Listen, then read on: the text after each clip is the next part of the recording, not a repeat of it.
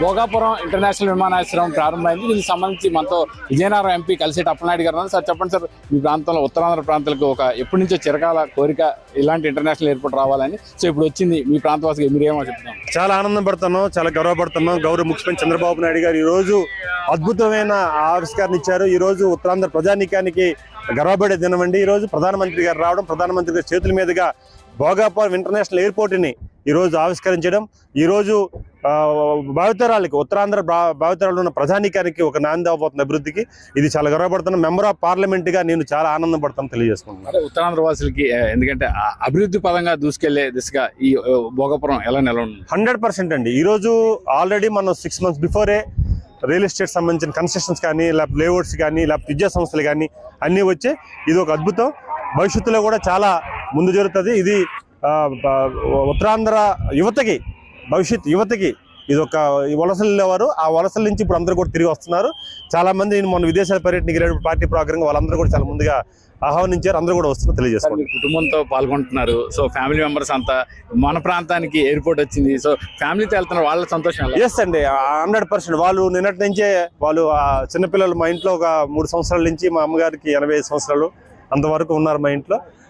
ఆ పిల్లలందరూ కూడా చాలా ఆనందంగా ఈరోజు పండుగ వాతావరణం, మన తిరునాళ్ళకి వెళ్తాం కలిసి ఫ్యామిలీతో అలా వచ్చాం.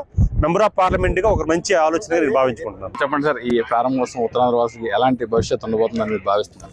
డెఫినెట్గా ఇది గౌరవ ముఖ్యమంత్రి చంద్రబాబు నాయుడు గారు ఈ ప్రాంత అభివృద్ధి కోసం, ముఖ్యంగా ఈ విజయనగరం, విశాఖపట్నంకి, అలాగే శ్రీకాకుళంకి మధ్యలో ఈ ఎయిర్పోర్ట్ రావడం అనేది ఉత్తరాంధ్రకి ఒక అద్భుతమైనటువంటి అభివృద్ధికి అవకాశాలు వస్తున్నాయి.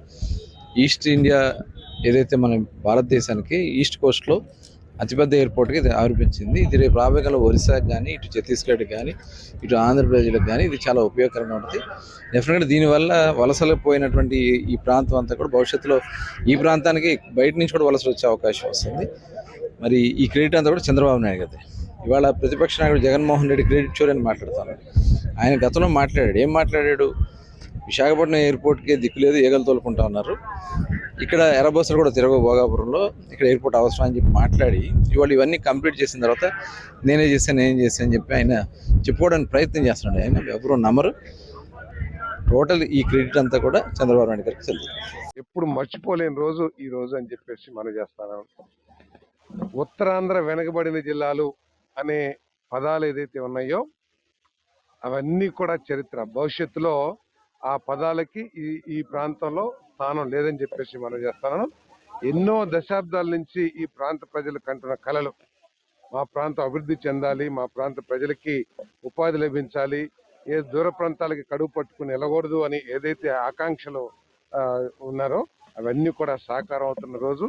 ఈ ఎయిర్పోర్టు ఇది ఉత్తరాంధ్రకు సంబంధించింది అనుకుంటున్నారు.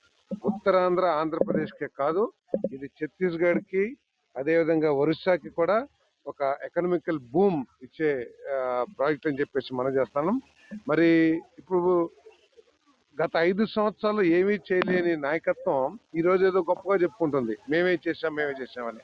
ఎర్ర బస్సు కూడా తీసుకురాలేని నాయకత్వం ఆ ప్రభుత్వాన్ని అయితే, ఎర్ర బస్సు కూడా వెళ్ళలేని ప్రాంతానికి ఎయిర్ బస్సును తీసుకొచ్చిన నాయకత్వం ఈ ప్రభుత్వాన్ని అని చెప్పేసి కూడా ప్రజలు గుర్తించాలి. ఈ ప్రాంతంలో మరి గూగుల్ కానీ అసలు భవిష్యత్తులో ఈ ప్రాంతం ఇప్పుడు హైదరాబాద్ చూస్తా ఉన్నాం. హైదరాబాద్ మనం వెళ్తే మనం హైదరాబాద్లో ఉన్నామా లేకపోతే ఎక్కడన్నా ఉన్నామా అనిపిస్తుంది. అదే విధంగా ఈ ప్రాంతం కూడా, ఉత్తరాంధ్ర ప్రాంతం కూడా అభివృద్ధి చెందిపోతుందని చెప్పేసి మనం చేస్తాము. మరి ప్రజలకి సంక్షేమం, అదేవిధంగా యువతకి 20 లక్షల ఉద్యోగం లక్ష్యంతో ఈ ప్రభుత్వం పనిచేస్తుంది.